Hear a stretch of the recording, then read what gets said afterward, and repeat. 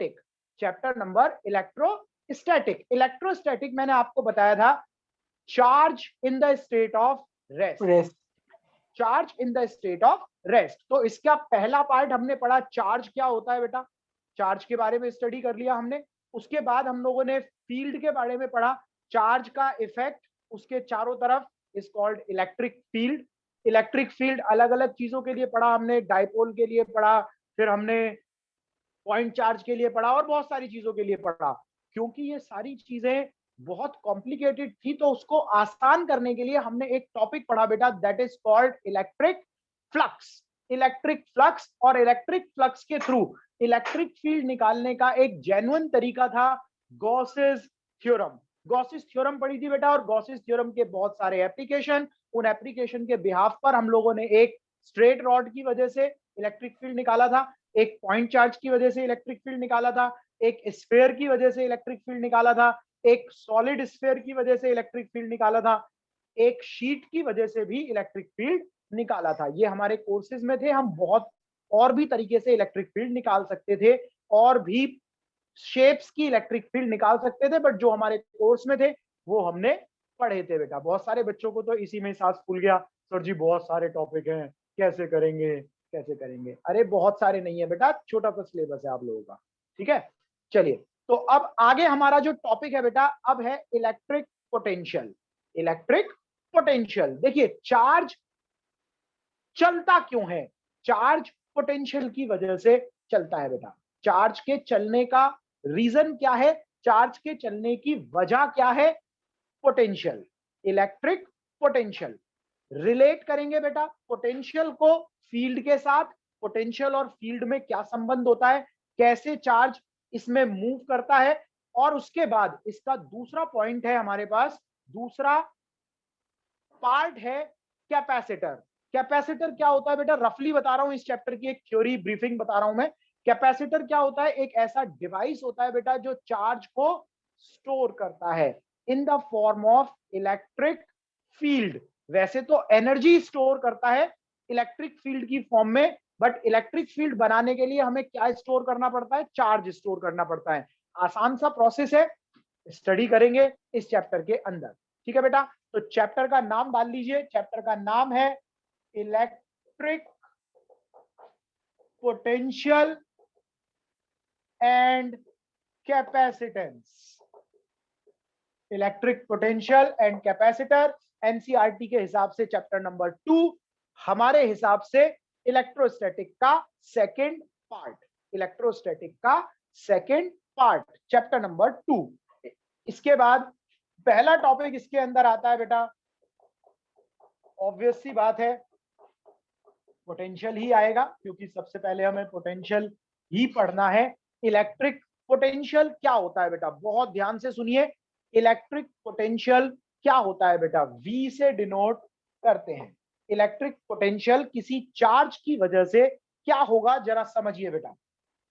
एक चार्ज है, एक चार्ज है, और सबसे आसान फॉर्म चार्ज की क्या होती है, सबसे इजी फॉर्म चार्ज की क्या होती है, पॉइंट चार्ज। तो हम एक पॉइंट चार्ज से शुरुआत करेंगे, पॉइंट चार्ज से कैलकुलेशन करेंगे, फिर पोटेंशियल हम अलग अलग बहुत सारे चार्जेस की वजह से जो हमारे सिलेबस में है उनकी बात हम करेंगे। पहले पॉइंट चार्ज। चार्ज के चारों तरफ क्या है बेटा, चार्ज के चारों तरफ है फील्ड, इलेक्ट्रिक फील्ड। चार्ज के चारों तरफ क्या है, इलेक्ट्रिक फील्ड। कहां तक है, ऑब्वियस सी बात है इनफाइनाइट तक है, इनफाइनाइट तक है इलेक्ट्रिक फील्ड, इनफाइनाइट पर जाकर जीरो हो जाएगा। इनफाइनाइट पर इलेक्ट्रिक फील्ड जीरो हो जाएगा, लेकिन उससे पहले जीरो नहीं होगा। अगर किसी चार्ज को हम यहां रखें तो वो चार्ज फोर्स एक्सपीरियंस करेगा। कितना फोर्स एक्सपीरियंस करेगा बेटा, पिछले चैप्टर में पढ़ा था, F is equal to q E, F is equal to q E, force experience करेगा, ठीक है। मान लो यहां मैंने चार्ज रखा क्यू नॉट, एक क्यू नॉट चार्ज मैंने फील्ड के अंदर रख दिया, पॉजिटिव चार्ज है, इस पर एक फोर्स लगेगा, कितना, F is equal to q E. अगर मैं इस चार्ज को मूव कराऊं बेटा, आगे या पीछे मूव कराऊं, तो क्या यहां पर वर्क होगा, आंसर है यस। फोर्स लग रहा है, डिस्प्लेसमेंट हो रहा है, तो डेफिनेटली यहां पर क्या होगा बेटा, वर्क होगा। यानी इलेक्ट्रिक फील्ड के अंदर जब हम चार्ज को मूव कराते हैं तो वहां वर्क होता है। क्यों होता है मैंने आपको बता दिया, क्योंकि फोर्स लग रहा है और डिस्प्लेसमेंट हो रहा है। आप चार्ज को लेकर मान लीजिए यहां पहुंच गए, इस पॉइंट पर, ए पॉइंट से बी पॉइंट पर पहुंच गए, तो कुछ तो डिस्प्लेसमेंट हुआ ना, कुछ तो डिस्प्लेसमेंट हुआ बेटा। और इस डिस्प्लेसमेंट की वजह से यहां पर कुछ वर्क होगा, ठीक है, यहां कुछ वर्क होगा। अब हम बात करते हैं कि मान लीजिए हम इनफाइनाइट पर हैं, इनफाइनाइट पर हम चार्ज से दूर हैं और हम एक क्यू नॉट चार्ज को लेकर आए इलेक्ट्रिक फील्ड के अंदर आर डिस्टेंस तक, इस ए पॉइंट तक लेकर आए और इस प्रोसेस में कुछ वर्क हुआ W, इस प्रोसेस में कुछ वर्क हुआ W। तो इस ए पॉइंट पर इलेक्ट्रिक पोटेंशियल का क्या मतलब है? इस ए पॉइंट पर इलेक्ट्रिक पोटेंशियल का मतलब है यूनिट चार्ज को इनफाइनाइट से ए पॉइंट तक लाने में जितना वर्क डन हुआ, उस वर्क को क्या कहते हैं बेटा? इलेक्ट्रिक पोटेंशियल कहते हैं। इलेक्ट्रिक पोटेंशियल क्या होता है? लिख लीजिए बेटा, इसकी डेफिनेशन लिख लो। It is defined as the amount of work done to move a unit charge. It is defined as the amount of work done to move a unit charge. Unit charge को move करने में जितना work लगता है from infinity to a point inside electric field, inside electric field. Electric field के अंदर unit charge को move कराने में जितना वर्क डन लगेगा, उस वर्क डन को क्या कहते हैं बेटा? इलेक्ट्रिक पोटेंशियल कहते हैं। Is called electric potential. Sir तो हर बार हम इंफिनिटी से ही देखेंगे? देखो बेटा, आइडियली हर बार इंफिनिटी से देखेंगे। आइडियली का मतलब क्या है कि भाई एक स्टैंडर्ड डेफिनेशन होती है किसी चीज की, ठीक है, स्टैंडर्ड डेफिनेशन कि किसी पॉइंट पर इलेक्ट्रिक पोटेंशियल कितना होता है। इनफाइनाइट पर जाइए और इनफाइनाइट से एक यूनिट चार्ज को उठाकर लेकर आइए उस पॉइंट तक, और जितना वर्क डन टोटल हुआ, उस वर्क डन को कहेंगे इलेक्ट्रिक पोटेंशियल, ठीक है। ये स्टैंडर्ड फर्स्ट केस आपने बताया था उसमें इलेक्ट्रिक पोटेंशियल नहीं कहेंगे हम, जो वर्क हुआ था? नहीं, उसमें आएगा, नहीं आएगा बेटा, उसमें वर्ड आएगा इलेक्ट्रिक पोटेंशियल डिफरेंस, ठीक है। अभी मैं आऊंगा उसके बाद, क्योंकि इनफाइनाइट पर जाना एक इम्प्रैक्टिकल बात होती है, ये कोई प्रैक्टिकल बात तो है नहीं इनफाइनाइट पे चले जाओ, ठीक है ना। तो ये तो कोई वाली बात हुई ना कि भाई जाओ इनफाइनाइट से ये चीज लेकर आओ तब मैं ये काम करूंगा। तो अब आप इनफाइनाइट पर जा नहीं सकते, वहां से आ नहीं सकते, तो मैं काम करूंगा ही नहीं, तो ये तो इम्प्रैक्टिकल बात हो गई। लेकिन नहीं, आइडियल स्टैंडर्ड फॉर्म में इनफाइनाइट से यूनिट चार्ज को लेकर आने में जो वर्क डन लगता है उसे कहते हैं इलेक्ट्रिक पोटेंशियल। मान लीजिए बेटा, क्यू नॉट चार्ज को लाने में जो वर्क लगा वो W हुआ। यूनिट चार्ज को लाने में कितना वर्क डन होगा? एक कूलाम चार्ज को लाने में कितना वर्क डन होगा? W upon q naught. W upon q naught is the work to move a unit charge from infinity to a point A, और इसी वर्क डन को कहेंगे electric potential. So work done electric potential V is equal to W upon q naught. W upon q naught. W कहां से है? Infinite से A तक आप इसे लेकर आए हैं। अगर कोई आपसे पूछे इसकी यूनिट क्या होती है बेटा, यूनिट होती है जूल पर कूलाम। जूल पर कूलाम। इलेक्ट्रिक पोटेंशियल की यूनिट क्या होगी? जूल पर कूलाम। और इसे हम प्यार से क्या कहेंगे बेटा? इसे हम प्यार से कहेंगे वोल्ट, ठीक है। V से डिनोट करते हैं। तो volt is the unit of electric potential. Ideal form में किसी पॉइंट पर इलेक्ट्रिक पोटेंशियल, जूल पर कूलम्ब और वोल्ट। डायमेंशन क्या होती है बेटा, जरा सोचकर बताओ, डायमेंशन क्या होगी? W अपॉन Q, W हो गया ml2T-2 और Q की जगह क्या लिखेंगे बेटा? AT। मैंने आपको बताया था charge into time is called dimension of current. तो वोल्ट तो हो ही गया था, ml2T-3A-1 ml2T-3A-1 ml2T-3A-1 ये हो गया हमारा electric potential. Ideally, electric potential, the amount of work done to move a unit charge from infinity to a point inside a electric field. Inside a electric field, that is called electric potential. ठीक है बेटा, करिए इसको यहां तक और बताइए इसमें अगर किसी को कोई प्रॉब्लम हो तो आराम से करेंगे बेटा सब बच्चे और बताएंगे इस टॉपिक में अगर किसी को कोई प्रॉब्लम हो तो। It is a scalar quantity और vector quantity. Electric potential is a scalar और वेक्टर क्वांटिटी बेटा? Scalar quantity. तो it is a scalar quantity. ना बेटा, scalar. Simple work done to move a unit charge. ठीक है, तो वर्क डन क्या होता है? मूव करेगा वो भी तो देखेंगे। नहीं, आप बताइए, ऐसे तो आप वर्क को भी स्केलर बोलेंगे, आप वर्क को भी वेक्टर बोलेंगे, क्योंकि वर्क में भी तो कहां पर मूव करेगा इससे डिपेंड करता है। नहीं, वर्क कितना होगा, it doesn't contain direction. In the same way potential also is a scalar quantity, it has no direction, it is simply a work done to move a unit charge from infinity to a point inside the electric field। चलिए बेटा, अब एक derivation करेंगे छोटा सा। Electric potential due two point charge की वजह से इलेक्ट्रिक पोटेंशियल की बात करेंगे। Electric potential due two point charge, एक पॉइंट चार्ज की वजह से ये इलेक्ट्रिक फील्ड हो गया बेटा। आर डिस्टेंस पर एक पॉइंट है आर, यहां मुझे इलेक्ट्रिक पोटेंशियल निकालना है। इस ए पॉइंट पर इलेक्ट्रिक पोटेंशियल निकालना है जो कि आर डिस्टेंस पर है। As per rule, as per definition, we are at the infinity with a charge q naught. Now we move the charge from infinity to a point a। किसी भी path से move करें बेटा, इससे फर्क नहीं पड़ता।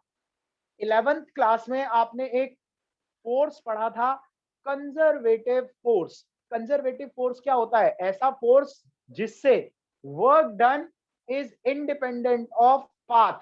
वर्क डन पाथ पर डिपेंड नहीं करता। इसे गेट को बंद कर ले भाई। वर्क डन पाथ पर डिपेंड नहीं करता, वर्क डन पाथ पर डिपेंड नहीं करता बेटा। ठीक है, तो किस इनिशियल और फाइनल पर, तो किसी भी पाथ से आए आप, वर्क डन सेम रहेगा, क्योंकि electric force is also conservative force. Therefore conservative force होने की वजह से आपको बस इनफाइनाइट से यहां तक आना है। By what path it doesn't depend. ठीक है बेटा, तो यहां से हम आ गए, वर्क डन हमें निकालना है। पीयूष बताइए सर। आर डिस्टेंस जो है वो मतलब क्यू से ए तक का है, मतलब क्यू से जहां पे हम है। आएंगे। हाँ, जहां पर आएंगे, जहां हमें पोटेंशियल निकालना है। ठीक है, चलिए बेटा, तो अब वर्क डन निकालना है। देखो, वर्क डन का सिंपल फॉर्मूला होता है force into displacement. Work done का सिंपल फॉर्मूला क्या होता है? Force into displacement. लेकिन फोर्स तो यहां पर वेरिएबल है, क्योंकि इलेक्ट्रिक फील्ड वेरिएबल है। फोर्स कितना लगेगा? Q E. ई तो वेरिएबल है, ई तो जैसे जैसे हम दूर जाएंगे इलेक्ट्रिक फील्ड कम होगा। तो हमें क्या करना पड़ेगा बेटा? हमें इंटीग्रेशन करना पड़ेगा। इंटीग्रेशन करना पड़ेगा, तो हम यहां छोटी सी लेंथ ले लेते हैं। चार्ज से x डिस्टेंस पर एक छोटी सी लेंथ dx, जहां पर छोटा सा वर्क डन हुआ dw, एक छोटा सा वर्क डन dw। ठीक है, तो हम क्या लिखेंगे बेटा? dw is a small work done to move a charge Q naught. dW is a work done to move a charge Q naught through a small distance,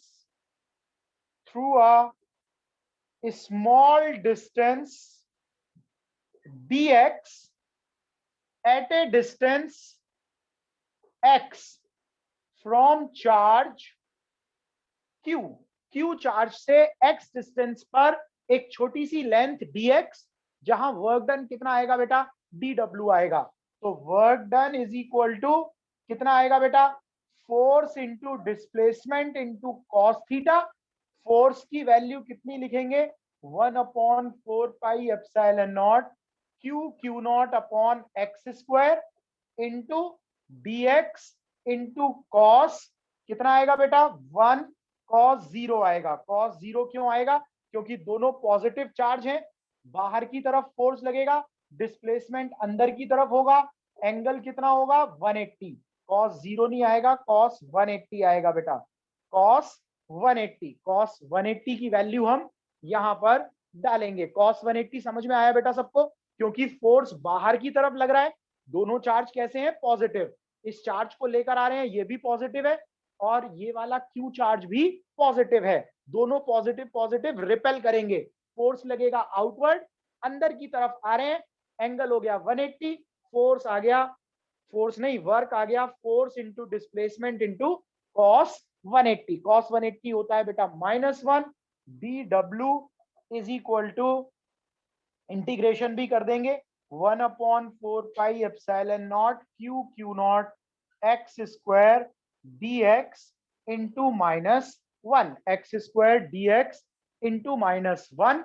dw का integration w हो गया बेटा, -4 pi epsilon not q naught बाहर आ गया, अंदर बच गया x की पावर -2 इंटू dx। कहां से आए, इंफिनिटी से r तक, इंफिनिटी से r तक आप वापस आए हैं, -4 pi epsilon not q naught x square का इंटीग्रेशन क्या होगा बेटा, x की पावर -2 का इंटीग्रेशन x की पावर -2 प्लस 1 -2 प्लस 1 इनफाइनाइट से r तक।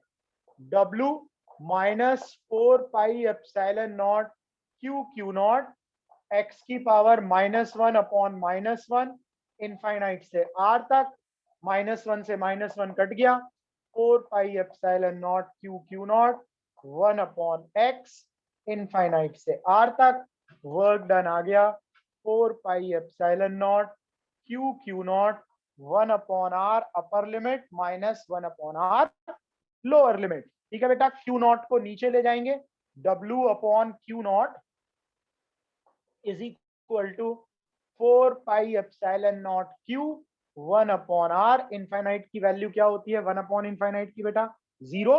w/क्यू नॉट को लिख लेंगे v 4 pi epsilon not q/r, 4 pi epsilon not q/r। ये हमारे पास क्या आ गया, electric potential at A distance r किसी चार्ज q की वजह से। ये पूरा प्रोसेस हम लोगों ने समझ लिया।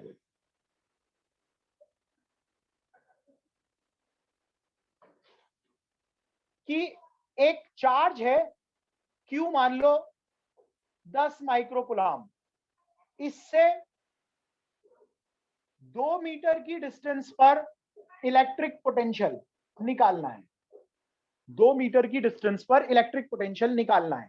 सिंपल सी बात है, पोटेंशियल की वैल्यू हो जाएगी 1/4 पाई एप्सिलॉन नॉट q/r। यही तो प्रूफ करा है बेटा हमने, 1/4 pi epsilon not q/r। 1/4 pi epsilon not कितना है, 9 इंटू 10 की पावर 9। ये तो हमने पिछले चैप्टर में पढ़ा था, 9 इंटू 10 की पावर 9। चार्ज की वैल्यू कितनी है बेटा, 10 माइक्रोकुलाम, 10 इंटू 10 की पावर -6 अपॉन 2 तो ये आ जाएगा 545 इंटू 10 की पावर 3 वोल्ट, और वी कैन से 0.045 वोल्ट। तो ये आपका पोटेंशियल आ गया, किसकी वजह से, एक पॉइंट चार्ज की वजह से। अब क्वेश्चन कैसे आता है बेटा, आप थोड़ा सा और कॉम्प्लिकेटेड क्वेश्चन देखेंगे। अगर मान लीजिए एक सिस्टम ऑफ चार्ज है, सिस्टम ऑफ चार्ज, जैसे एक चार्ज है Q1, एक चार्ज है Q2, एक चार्ज है Q3, एक चार्ज है Q4, और इन सभी चार्जेस से हमें पोटेंशियल निकालना है R1 इस A पॉइंट पर, R2, R4, R3, A point पर पोटेंशियल निकालना है। बहुत सारे चार्जेस रखे हैं, इनका पोटेंशियल निकालना है। अच्छी बात क्या है बेटा, इलेक्ट्रिक पोटेंशियल एक स्केलर क्वांटिटी है। अब मुझे डायरेक्शन की चिंता नहीं करनी है। ए की वजह से पोटेंशियल निकाल दो, बी की वजह से पोटेंशियल निकालो, सी की वजह से पोटेंशियल निकालो, मतलब फर्स्ट की वजह से, सेकंड की वजह से, थर्ड की वजह से, और सबको क्या कर दो बेटा, साइन के साथ ऐड कर दो, साइन के साथ। ये बात ध्यान रखना, अगर ये पॉजिटिव है तो इसका पोटेंशियल पॉजिटिव आएगा। जैसे यहां पर ये पॉजिटिव चार्ज था तो पोटेंशियल आया पॉजिटिव।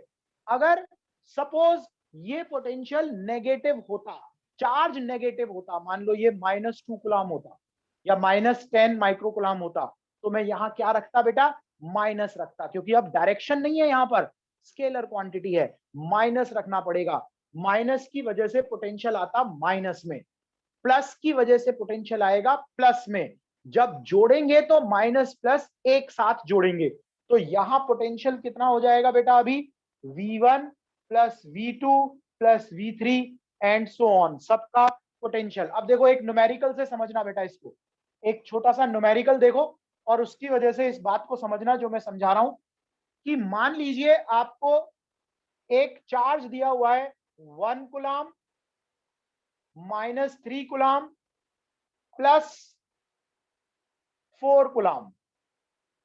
ये तीन चार्ज किसी ट्राइंगल की ए, बी और सी साइड पर रखे हैं। 3 चार्जेस ए, बी और सी साइड पर रखे हैं, किसी चार्ज, 3 चार्ज। इस कॉर्नर पर मुझे इलेक्ट्रिक पोटेंशियल निकालना है। साइड यहां पर 1 मीटर दे रखी है बेटा, 1 मीटर स्क्वायर की साइड 1 मीटर दे रखी है।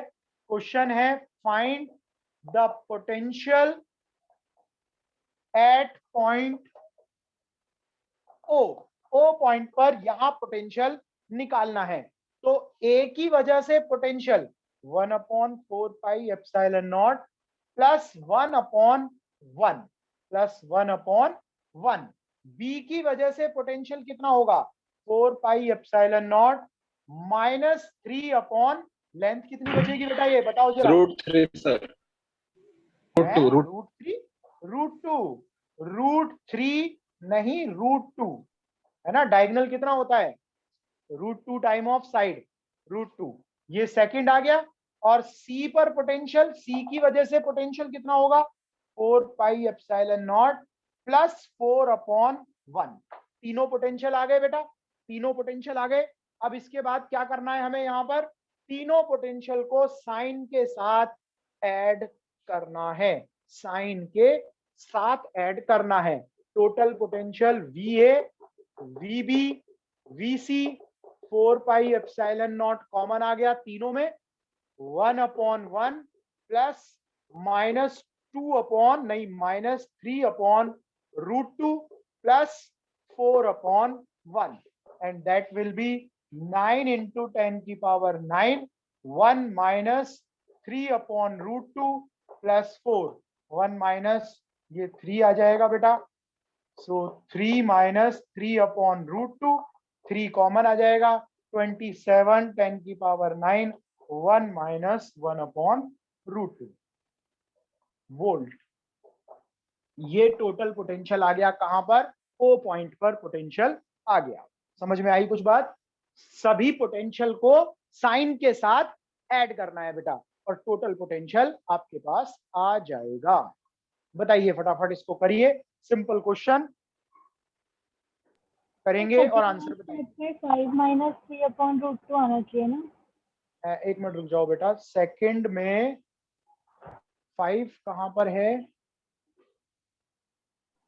तो सेकंड तुम्हारा लास्ट बताओ। यहाँ कह रहे हो? अच्छा अच्छा, हाँ, अरे हाँ, ये तो गड़बड़ हो गई बेटा, गलती हो गई, ये गलती हो गई बेटा हमसे, बिल्कुल सही कह रहे हो आप। 4+1 5 हो जाएगा, है ना। और अब ये आंसर नहीं आएगा क्योंकि 5 तो अब कॉमन आएगा नहीं यहाँ से, है ना, 5 तो कॉमन आएगा नहीं, तो बस यहीं पर छोड़ दो इसे, यहीं पर इसे छोड़ दो, वो लो, यहीं पर इसे छोड़ दो। बिल्कुल कैलकुलेशन वाइज थोड़ी सी गलती हो गई थी। प्रोसेस देखिए बेटा आप बस।